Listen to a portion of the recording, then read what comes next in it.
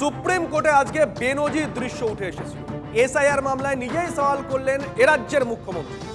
SIR এর নামে বাংলাকে টার্গেট, সাধারণ মানুষকে বুলডোজ করা হচ্ছে। সুপ্রিম কোর্টে এমনটাই অভিযোগ করেন মমতা বন্দ্যোপাধ্যায়। সাংবিধানিক সংস্থার বিরুদ্ধে সংবিধান লঙ্ঘনের অভিযোগ, গণতন্ত্রকে বাঁচান, সুপ্রিম কোর্টে আবেদন মমতা বন্দ্যোপাধ্যায়। জ্যোতির্ময় আমাদের সঙ্গে রয়েছেন। জ্যোতির্ময়, একেবারে আঁখো দেখা হাল তোমার কাছ থেকে জানতে চাইবো, মমতা বন্দ্যোপাধ্যায় আজকে যে কথাগুলো বলেন, দুটো যদি পার্টে ভাগ করা যায়, কোনটা পলিটিক্যাল স্পিচ বলে মনে করছে রাজনৈতিক মহল, আর কোনটা একেবারে আইনের ভাষা বলে মনে করছে রাজনৈতিক মহল?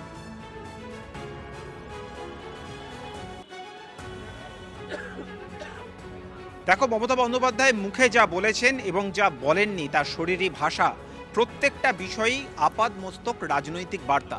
মমতা বন্দ্যোপাধ্যায় যখন আসছেন সুপ্রিম কোর্টে, আজকে সুপ্রিম কোর্টের বাইরে দিল্লির রাজপথ ব্যারিকেড টেনে ট্রাফিক নিয়ন্ত্রণ করতে হয়েছে, দিল্লি পুলিশকে তার জন্য গ্রিন করিডোর করে দিতে হয়েছে। তিনি সুপ্রিম কোর্টের গেট দিয়ে প্রবেশ করেছেন, মানুষের ভিড় উপচে পড়েছে তাকে দেখার জন্য। তিনি যখন কোর্টের অলিন্দে পৌঁছেছেন তখন তাকে দেখার জন্য আইনজীবীরা ছুটে এসছেন, সেখানে ভিড় তৈরি হয়েছে, তাদের সঙ্গে তিনি প্রতি নমস্কার করেছেন। এই যে টুকরো টুকরো ছবিগুলো, এই ছবিগুলোই আদতে বাংলার মানুষের কাছে, বিশেষত বাংলায় এসআইআর এর কারণে বিপর্যস্ত পরিবারগুলোর কাছে একটি বার্তা যে তাদের জন্য মমতা বন্দ্যোপাধ্যায় শুধুমাত্র নিছক রাজনৈতিক লড়াই করছেন না, দেশের সাংবিধানিক পরিকাঠামোয় সর্বশেষ যত দূর পর্যন্ত যাওয়া যায় তত দূর পর্যন্ত তিনি গিয়ে পৌঁছেছেন এবং তিনি লড়াই করছেন। এরপর যখন তিনি সওয়াল করতে উঠে দাঁড়িয়েছেন, তার বক্তব্যের যেটা সব থেকে মূল কথা, তিনি দেশের প্রধান বিচারপতির কাছে আবেদন জানাচ্ছেন গণতন্ত্রকে রক্ষা করুন। কোন প্রেক্ষাপটে তিনি এই আবেদন জানাচ্ছেন? দেশের প্রধান বিচারপতির এজলাসে দাঁড়িয়ে শীর্ষ আদালতে তিনি দেশের অন্যতম গুরুত্বপূর্ণ সাংবিধানিক প্রতিষ্ঠান জাতীয় নির্বাচন কমিশনের বিরুদ্ধে অভিযোগ আনছেন যে তারা সংবিধান মেনে কাজ করছে না, তারা সংবিধানের পরিপন্থী কাজ করছে, তারা পক্ষপাত দুষ্ট। আর এই ক্ষেত্রেই তিনি আবেদন করছেন যে গণতন্ত্রকে রক্ষা করুন। স্বাভাবিকভাবেই মমতা বন্দ্যোপাধ্যায় আজকে যখন এই আবেদনটি করছেন, এই আবেদন শুধুমাত্র পশ্চিমবঙ্গের নিরিখে নয়, সারা দেশের প্রত্যেকটা বিরোধী শাসিত রাজ্যে প্রত্যেকটা বিরোধী রাজনৈতিক দল যারা যারা এসআইআর নিয়ে সরব হয়েছে সরকারের বিরুদ্ধে, জাতীয় নির্বাচন কমিশনের বিরুদ্ধে, মমতা বন্দ্যোপাধ্যায়ের কণ্ঠস্বর কার্যত তাদের প্রত্যেকের কণ্ঠস্বর হয়ে গিয়েছে। এটা একটা পলিটিক্যাল মেসেজ সমস্ত বিরোধী শিবিরকে এবং অবশ্যই সরাসরিভাবে বিজেপিকে মেসেজ। বিজেপির কাছে যে সেই মেসেজ পৌঁছেছে তার কারণ আর কিছুক্ষণের মধ্যেই বিজেপির নয়াদিল্লির সদর দপ্তরে সাংবাদিক বৈঠকে বসবেন সুকান্ত মজুমদার এবং বিজেপির রাজ্য সভাপতি শ্রমিক ভট্টাচার্য। তার কারণ তাদেরকে রিয়্যাক্ট করতে হচ্ছে মমতা বন্দ্যোপাধ্যায়ের আজকের এই অবস্থান নিয়ে। মমতা বন্দ্যোপাধ্যায় একটু থামাচ্ছি, আমরা ছবি দেখাচ্ছি একটা, তোমার কাছে আবার আসবো। দিল্লি বিমানবন্দরে ইতিমধ্যে পৌঁছে গেলেন মমতা বন্দ্যোপাধ্যায়। যে ছবি সবার আগে দেখাচ্ছি আমরা, টিভি9 বাংলা এক্সক্লুসিভ, মমতা বন্দ্যোপাধ্যায় এয়ারপোর্টে পৌঁছে গেছেন। দিল্লি বিমানবন্দরে মমতা বন্দ্যোপাধ্যায়, সেখানে তিনি কোনো বক্তব্য রাখেন না, একেবারে রাজ্যে এসে তিনি তার বক্তব্য রাখেন, সেদিকে অবশ্যই নজর থাকছে। তবে শুভজিৎ, যে কথাটা জ্যোতির্ময় বলছিল যে যা করতে গিয়েছিলেন, যা বলতে গিয়েছিলেন, সেই সমস্ত বিষয়গুলো তিনি কোথাও মুখে বলেছেন, কোথাও ভাষায় বলেছেন, অন্তত বলে এসেছেন, অন্তত বোঝা গেল। রাজনৈতিক বিশ্লেষকরা সেভাবেই ব্যাখ্যা করছেন। এবার একটুখানি জ্যোতির্ময়ের সঙ্গে আরো একবার কথা বলতে চাইবো। জ্যোতির্ময়, একটা বিষয় আমাদের মনে তখন থেকেই প্রশ্ন এসেছে যে সত্যিই তো পরবর্তী শুনানি 9 তারিখ, এই বিষয়টার দিকে একটু আলোকপাত করা ভীষণ প্রয়োজন। পরবর্তী শুনানি 9 তারিখ রয়েছে, বারবার 7 তারিখের ডেট, মানে 7 তারিখের মধ্যে শুনানি রাজ্যে কমপ্লিট হয়ে যাচ্ছে। আর আমরা দেখেছি এই 9 তারিখের ডেটে প্রথম থেকে একেবারে নিজেদের অবস্থান অনড় রেখেছিল ইডির পক্ষের আইনজীবী। তখন কি রাজ্যের পক্ষে যারা ছিলেন বা মমতা বন্দ্যোপাধ্যায়ের পক্ষ থেকে যারা ছিলেন আইনজীবী, তারা কি এটা কোনো রকম ভাবে বিরোধিতা করেছেন যে না, 7 তারিখেই তো আমাদের রাজ্যে শুনানি শেষ হয়ে যাচ্ছে, তাহলে 9 তারিখে সুপ্রিম কোর্টে শুনানির প্রয়োজনীয়তাটা ঠিক কোথায় কোথায়, এইভাবে কি কোনো রকম বাধা দেখা গিয়েছে?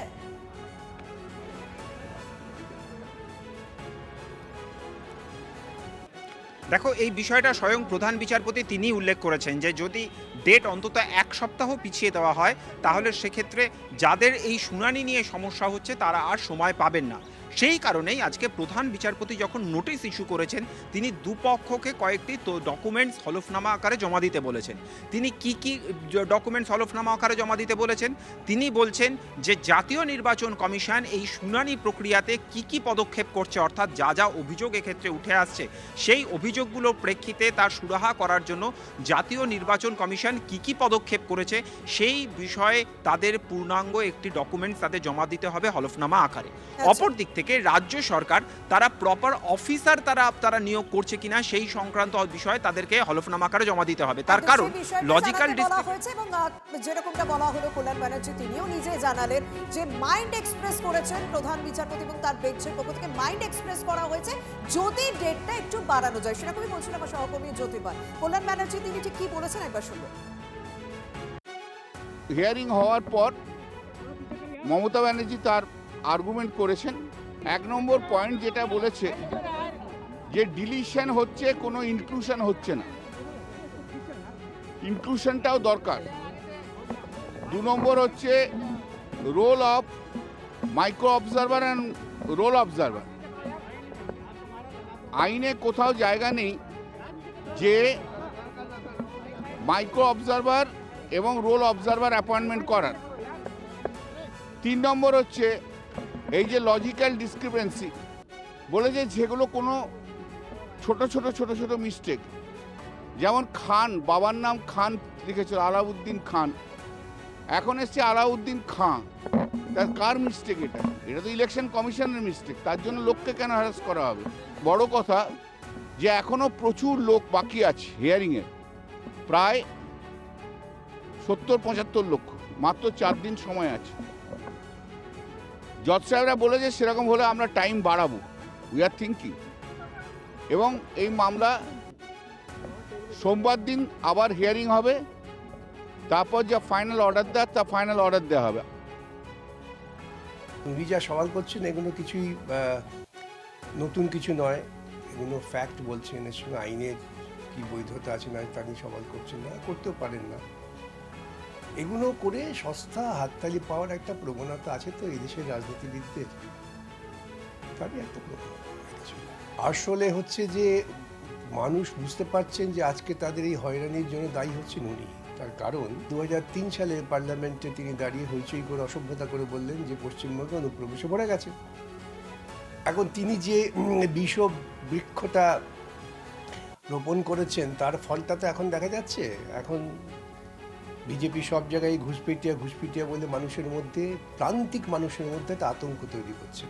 এটা বুঝতে পেরে উনি এখন এইসব অনেক নাটক, অনেক যা করেন সাধারণত তাই করছে। তৃণমূলের চাওয়া একটাই, হুজুর মাই লর্ড, যে করে হোক SIR এর যা হচ্ছে সব বন্ধ করে দিন। তৃণমূলের এই কথা ওনারা বলতে চাইছেন অন্যরকম মোড়কে। আসলে মমতা বন্দ্যোপাধ্যায় জানেন জনতার আদালতে তিনি হেরে গিয়েছেন, জনতার রায় পরিষ্কার। এখন সেই জন্য তৃণমূলের লোকজন, মমতা বন্দ্যোপাধ্যায় সমেত ওই 340 জন সরকারি কোষাগারের পয়সায় দিল্লিতে যে যাত্রা রচনা করতে গেছেন সেখানে দাঁড়িয়ে ওরা ওই যাত্রাপালা করবেন এবং সেই যাত্রাপালায় ফল হবে, নিট ফল হবে 0, সেটা আমরাও জানি, শূন্য ফল নিয়ে আসবেন। কোনো বৈধ ভোটার বাদ যাক আমরা চাই না, জীবিতকে মৃত দেখানো হোক সেটাও চাই না। SIR মামলার শুনানিতে এমনটাই মন্তব্য সুপ্রিম কোর্টের প্রধান বিচারপতি। একই সঙ্গে নামের বানান সংক্রান্ত সমস্যার কথা স্বীকার প্রধান বিচারপতি। শুনানিতে কেন তলব জানার অধিকার আছে। আপনি একটা টিম দিন যারা কমিশনের ডেপুটেশনে কাজ করবে, নামের বানান ভুলের বিষয় দেখবে সেই টিম। পরামর্শ সুপ্রিম কোর্টের প্রধান বিচারপতি।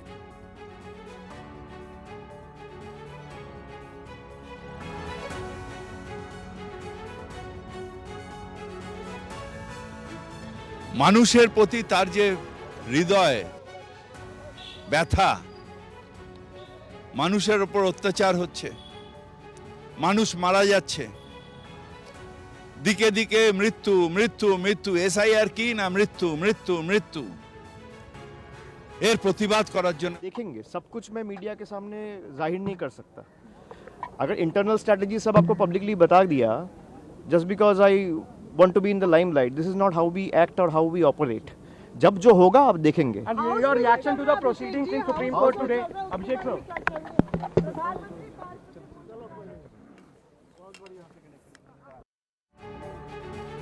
মাননীয় মুখ্যমন্ত্রী নিজে দাঁড়িয়ে সওয়াল করে প্রথম দফাতেই নৈতিক জয়টা ছিনিয়ে নিয়ে এসেছেন বাংলার মানুষের স্বার্থে। নির্বাচন কমিশন আজ কার্যত মমতা বন্দ্যোপাধ্যায় ঝড়ের মুখে লেজে গোবরে হয়েছে এবং প্রধান বিচারপতি মহামান্য সুপ্রিম কোর্টের তিনি যেভাবে নির্বাচন কমিশনকেও যে পর্যবেক্ষণ এবং নির্দেশ দিয়েছেন তা কার্যত মমতা বন্দ্যোপাধ্যায় এবং তৃণমূল কংগ্রেস বা রাজ্য সরকার যা যা অভিযোগ তুলেছেন সেগুলিতে মান্যতা দিয়েছে সুপ্রিম কোর্ট। এইরকম নেত্রী যদি সামনে থেকে দাঁড়িয়ে লিড করেন তাহলে তো প্রতিপক্ষ এমনিতেই প্রথমেই তারা অর্ধেক হেরে শুরু করে। हम सब अच्छे से समझते हैं कि उनका वहां जाने का कारण क्या था। इतनी देर कोर्ट में बैठ करके जजों को इंटिमिडेट करने की कोशिश करना, प्रभावित करने की कोशिश करना, तो ये सब कुछ हमने देखा, लेकिन इन सब चीज़ों का कोई फायदा नहीं हुआ क्योंकि कोर्ट ने ममता बनर्जी से साफ कहा कि आपने काउंसिल हायर किए हैं मिस्टर दीवान और वो काफ़ी केपेबल है आपकी पिटिशन को आर्ग्यू करने के लिए। उन्होंने कहा कि ममता बनर्जी ने कहा कि आधार कार्ड जो है वो आपने अलाउ करवाया, आधार के साथ ये कहना है दूसरा भी डॉक्यूमेंट दो। कोर्ट ने साफ कह दिया कि ये ऑर्डर रिजर्व रखा हुआ है और जब हमारा ऑर्डर इस पर आएगा आपको अपने आप पता चल जाएगा कि हमने इस पर क्या ऑर्डर पास किया है। तो इस पॉलिटिकल ड्रामा को जो वो कोर्ट तक लेकर के गई हैं उससे उनको कोई भी तरह का लाभ नहीं होगा।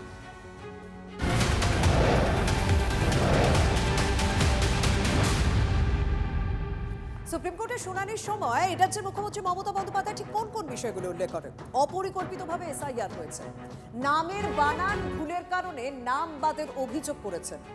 আপনি একটি টিম দিন যারা কমিশনের ডেপুটেশনে কাজ করবে, তখনই প্রধান বিচারপতি এই অবজারভেশন জানান। যদি সত্যি নামের বানান সংক্রান্ত সমস্যার বিষয়টি শুনেছেন প্রধান বিচারপতি এবং তিনিও বেশ কিছু উদাহরণ উল্লেখ করেছেন যে বাংলার ক্ষেত্রে সেটা সত্যিই সমস্যার কারণ হতে পারে এবং সেই সমস্যাটা উল্লেখ করে তিনি বলেছেন তাহলে রাজ্য সরকার একটা টিম দিন যারা কমিশনের ডেপুটেশনে কাজ করবে। এসডিএম পদমর্যাদার অফিসার চেয়েও পায়নি, তখনই পাল্টা অভিযোগ করেছেন কমিশনের আইনজীবী যে এই সমস্ত কাজ যাতে সুষ্ঠুভাবে হয় সেই কারণে রাজ্যের কাছে এসডিএম পদমর্যাদার অফিসার চাওয়া হয়েছিল কিন্তু পায়নি। সেই কারণেই মাইক্রো অবজারভার বাইরে থেকে নিয়োগ করা হয়েছে। পাল্টা সওয়াল কমিশনের আইনজীবীর। সলিসিটর জেনারেল তিনি দাবি যখন এই বিভিন্ন দাবি করতে থাকেন তখন সেই সমস্ত দাবি উড়িয়ে দিয়েছেন মুখ্যমন্ত্রী মমতা বন্দ্যোপাধ্যায়। তিনি বলেছেন রাজ্যের কাছে এসডিএম এর সংখ্যা কম, কারণ অন্যান্য রাজ্যের তুলনায় জেলার সংখ্যা বাংলায় কম, তাই এসডিএম এর সংখ্যা কম। তবে নির্বাচন কমিশনের পক্ষ থেকে যা চাওয়া হয়েছে তাই দিয়েছি। সোমবার সুপ্রিম কোর্টে ফের এসআইআর মামলার শুনানি রয়েছে। নোটিশ ইস্যু করেছে সর্বোচ্চ আদালত। তবে দুটি বিষয় সেখানে নির্বাচন কমিশনকেও জানাতে হবে যে তারা কি কি পদক্ষেপ নিয়েছে, আর অন্যদিকে রাজ্যকে জানাতে হবে যে তারা কতজন অফিসার দিতে পারবে। তারপরে শুনানি রয়েছে সোমবার।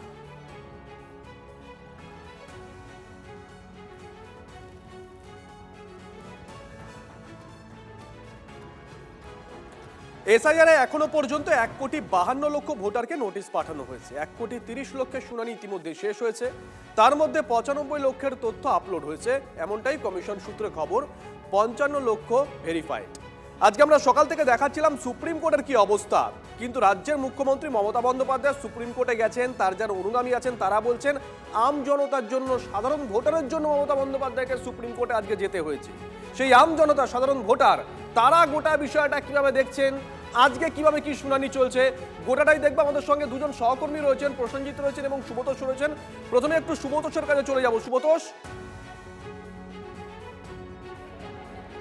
হ্যাঁ দেখো, আমি রয়েছি জেলা স্কুলে, মালদা জেলা স্কুলে, যেখানে শুনানি কেন্দ্র হয়েছে এবং গত পরশুদিন এখানে রীতিমতো মারামারি হচ্ছিল এবং সব রোজই প্রায় অল্প বিস্তর কিন্তু সংঘাত লেগেই থাকছে। আজকেও কিন্তু চাপা উত্তেজনা আছে, তবে পরিস্থিতি নিয়ন্ত্রণে। তোমাকে দেখায় ভিড় কীরকম এখনও পর্যন্ত, এটা একটা দিক মাত্র। এর ক্যামেরা পার্সন মুজিবরকে বলবো যে ওই দিকটাও দেখাতে, এবং বিভিন্ন জায়গাতেই কিন্তু একই রকম ভিড়, মানে মানুষের লাইন, এবং প্রত্যেকেই সকাল থেকে এসে এখানে উপস্থিত হয়েছে এবং প্রায় না খেয়ে দিয়ে রয়েছেন। মানে ফলে খুব স্বাভাবিকভাবেই ক্ষোভ তো আসবেই। প্রচুর মহিলারা আছে বাড়ির কাজকর্ম ফেলে এসে কোলের বাচ্চা নিয়ে এসেছেন। এই মুহূর্তে কারোর সাথে কথা বলা যাক। বলছি যে আপনারা আরও শুনেছেন যে মুখ্যমন্ত্রী এই বিষয় নিয়ে আজকে দিল্লিতে গিয়ে সওয়াল করেছেন, জানেন কি আপনারা? না না না জানেনই না, জানেন না। আমি জানিয়ে দিচ্ছি যে আজকে ওখানে সুপ্রিম কোর্টে এই সমস্ত বিষয় নিয়ে তিনি সওয়াল করেন এবং প্রতিবাদ করছেন। আপনারা কি জানেন এগুলো? সুব্রত, শুনানিটা কেমন চলছে সেই ছবিটা একবার যদি দর্শকদের দেখাও। পাশাপাশি তোমার কাছ থেকে ছবি দেখতে দেখতে এটাও জানতে চাইবো, যিনি জেলা শাসক রয়েছেন পদাধিকার বলে নির্বাচন কমিশনের এই মুহূর্তে এসআইআর এর কাজও দেখছেন তিনি, তার তরফ থেকে কি শুনানি বাড়ানো হোক এমন কোনো আর্জি টার্জি এসেছে, কোনো খবর আছে? এই প্রশ্নের উত্তর চাইবো, পাশাপাশি ছবিটাও দেখবো। দেখো, তোমাকে বলি যে এখনো পর্যন্ত সেই কোনো রকম আর্জি বা তাদের কাছে এই ধরনের কোনো নির্দেশ বা সেরকম কিন্তু এখনো এসে পৌঁছায় নেই। অন্ততপক্ষে স্বাভাবিক নিয়মে এর আগেও যেমনভাবে চলছিল ঠিক সেভাবেই কিন্তু চলছে এবং এখানে নতুন এখনো পর্যন্ত সেই পরিবর্তন কিছু আসেনি।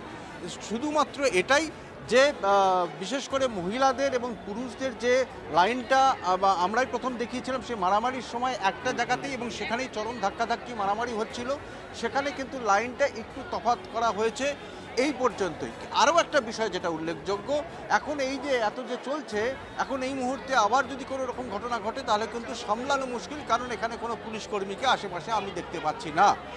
শুধু তাই নয়, এখানে যে সেদিন মারামারি হওয়ার পর এবং সেই সাংঘাতিক ভিড় ছিল, তারপরে কি বাঁশের ব্যারিকেড করে দেওয়া হয়েছে? কারণ সেদিন কিন্তু কোনো রকম বাঁশের ব্যারিকেড ছিল না, তারপরে কি যাতে সুষ্ঠুভাবে লাইনটা অন্তত এগোয় সেই তারপরে কি বাঁশের ব্যারিকেড? হ্যাঁ, একদমই তাই। শুধু বাঁশের ব্যারিকেড শুধু একদিকে না, যে মানে কয়েকটা দিকে কয়েকটা ঘর আরও বাড়ানো হয়েছে, লাইন আরও বাড়ানো হয়েছে, কারণ তখন একটা দিকে ছিল এবং সেখানে এই বাঁশের ব্যারিকেডগুলো ছিল না। এখন এই বাঁশের ব্যারিকেডগুলো বাইরের দিক থেকে আবার একটা ব্যারিকেড করা হয়েছে। শুভজিৎ, আমরা শিলিগুড়ির ছবিটাও দেখি, আমাদের সঙ্গে প্রসেনজিৎ লাইভে রয়েছেন। প্রসেনজিৎ, দেখো শুভজিৎ, শিলিগুড়ির ক্ষেত্রে ছবিটা কিন্তু একদম ভিন্ন। মূল যে লড়াইটা ছিল, অর্থাৎ প্রায় 60 লক্ষ মানুষ এবং সামান্য এই সময়সীমা আগামী 7 তারিখ অবধি প্রত্যেকে হিয়ারিং সম্পন্ন করা সম্ভব কিনা গোটা রাজ্যে, এটাই মূল প্রশ্ন। সেই জায়গায় দাঁড়িয়ে শিলিগুড়ি, মাটিগাড়া এবং ফাঁসি দেওয়া এই তিনটে বিধানসভা কেন্দ্রের ক্ষেত্রে মোটের ওপর কিন্তু লজিক্যাল ডিসক্রিপেন্সির হিয়ারিং সম্পন্ন হয়ে গিয়েছে। ফলে শিলিগুড়িতে যত ক্যাম্প চলছিল মহকুমা জুড়ে অধিকাংশ ক্যাম্প তুলে নেওয়া হয়েছে। তারপরেও প্রশাসনের তরফে বিভিন্ন গ্রাম পঞ্চায়েতগুলোতে কমিশনের তরফে কর্তারা থাকছেন। কেউ চাইলে যারা বিদেশে আছেন বা বাইরে আছেন, কোনো কারণে বারবার নোটিশ করার পর আসতে পারেননি, তারা আগামী 7 তারিখ অবধি তাদের তথ্য জমা দিতে পারেন। কমিশনের তরফে বা জেলা প্রশাসনের তরফে বলা হচ্ছে যে হয়তো এই আপলোডিংয়ের ক্ষেত্রে ইন্টারনালি যেহেতু সীমিত সংখ্যক কর্মী আছেন, ফলে প্রচুর তথ্য আপলোডিং করা বাকি আছে, সেই তথ্যগুলোকে আপলোড করা হচ্ছে কমিশনের কাছে। কিন্তু বাস্তবে দাঁড়িয়ে হিয়ারিং মোটের উপর সম্পন্ন হয়ে গিয়েছে। ফলে আগামী সোমবার এই পরবর্তী শুনানি হবে ঠিকই, যে বেনজির লড়াই আমরা আজকে দেখলাম, খোদ মুখ্যমন্ত্রী প্রথমবার সুপ্রিম কোর্টে গিয়ে সওয়াল করলেন। কিন্তু বাস্তবের মাটিতে দাঁড়িয়ে এই ধরনের বেশ কিছু বিধানসভায় কিন্তু বাস্তবে হিয়ারিং সম্পন্ন, অর্থাৎ নতুন করে কাউকে আর হিয়ারিংয়ে ডাকার জায়গা নেই। কিন্তু কেউ চাইলে, যদি কেউ মনে করেন যে তাদের কাছে এই নথি চাওয়া হয়েছিল তারা এখনও দিতে পারেননি, তাদের জন্য কমিশনের গাইডলাইন মেনে বিভিন্ন গ্রাম পঞ্চায়েত, এসডিও অফিস, বিডিও অফিসগুলোতে কমিশনের তরফে কর্তারা থাকছেন। ফলে তারা কেউ দিতে পারেন তাদের তথ্যগুলো। কিন্তু মোটের উপর কিন্তু এই কাজ শেষের পথে এবং শেষ হয়ে গিয়েছেই বলা চলে। সামান্য কিছু শতাংশ লোকজন এখনও পর্যন্ত তাদের বেশ কিছু ডকুমেন্ট জমা দেননি, যারা চাইলে আগামী 7 তারিখের মধ্যে জমা দিতে পারেন।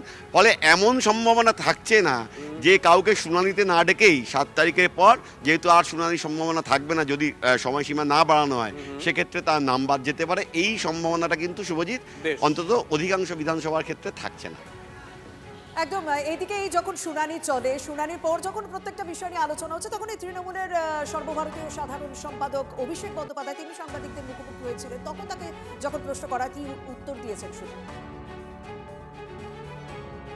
हमारे पार्टी के चेयरपर्सन बोले हैं, आप देखेंगे सब कुछ मैं मीडिया के सामने जाहिर नहीं कर सकता। अगर इंटरनल स्ट्रैटेजी सब आपको पब्लिकली बता दिया, just because I want to be in the limelight, this is not how we act और हाउ वी ऑपरेट। जब जो होगा आप देखेंगे।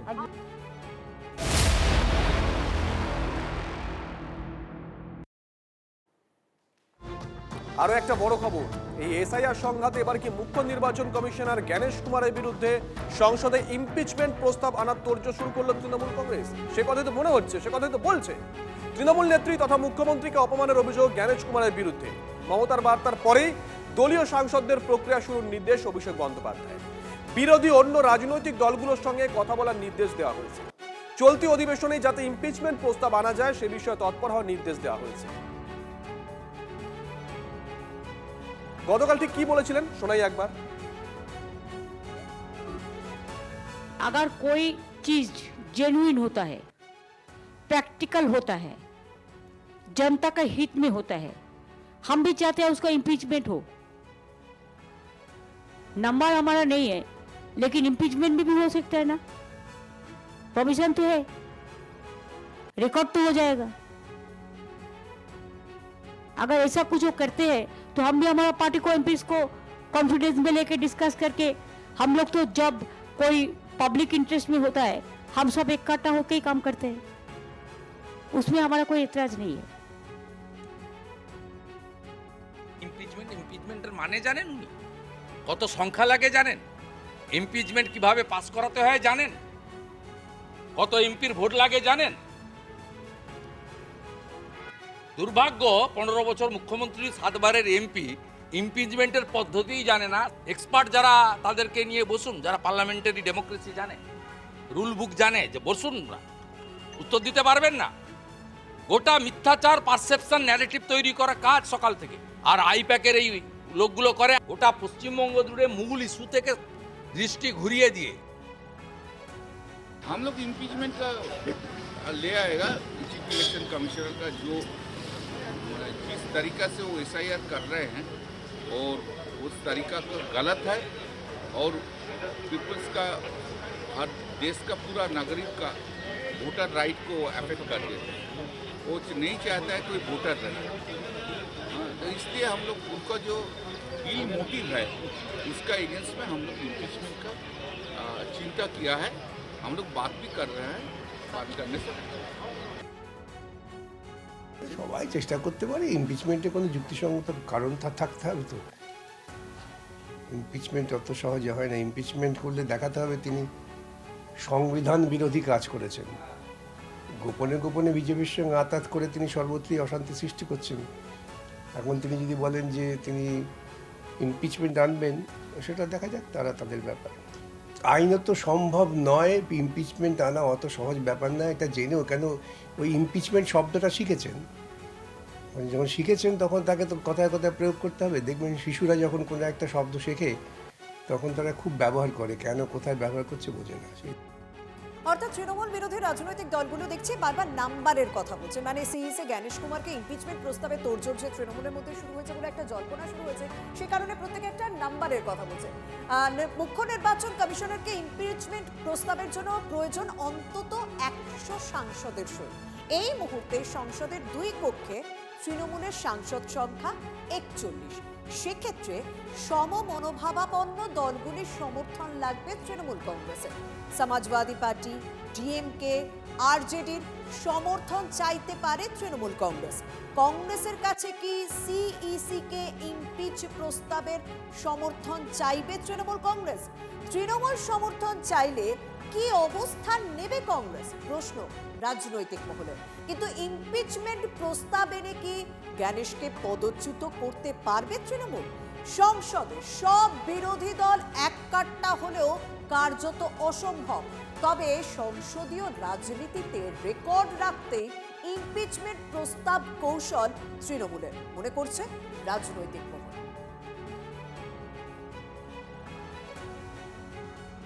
हमारे पार्टी के चेयरपर्सन बोले हैं, आप देखेंगे सब कुछ मैं मीडिया के सामने जाहिर नहीं कर सकता। अगर इंटरनल स्ट्रैटेजी सब आपको पब्लिकली बता दिया, just because I want to be in the limelight, this is not how we act और हाउ वी ऑपरेट। जब जो होगा आप देखेंगे। এখন ইমপিচমেন্ট প্রস্তাব মুখ্য নির্বাচনী কমিশনের বিরুদ্ধে আজ অব্দি আসেনি, যতদূর আমার স্মরণে আসে। এবং এই সেই ইমপিচমেন্ট প্রস্তাব গোড়ায় এতে অনুমোদন করাতে হয় আপনার পার্লামেন্টে, সংসদে। সেখানে মিনিমাম সংসদের সই লাগে 100 জনের। তো ওনার তো কজনের আছে ওনার সেটা তো উনি জানেন। এখন বিরোধীরা যদি ওনাকে সমর্থন করেন উনি তাহলে আনতে পারেন, সেটা আনতে পারবেন কি না পারবেন সেটা তো আমি বলতে পারবো না, সেটা বিরোধীদের সমর্থনের উপর নির্ভর করে। কার্যকর্তা বলে পাস হতে হবে, তারপর সেটার উপর এনকোয়ারি হবে, অনেক অনেক মানে কমপ্লিকেটেড প্রসিডিওর, অত সহজে হয় না। তারপর সেটা পাস হবে 2/3 ভোটে, এটা অত চট করে হয় না। যদি নোটিশ যায় তাহলে ওই স্পিকার অথবা চেয়ারম্যান একটি 3 জনের সদস্যের কমিটি তৈরি করতে হবে এনকোয়ারি করার জন্য। এই এনকোয়ারি কমিটিতে থাকবেন একজন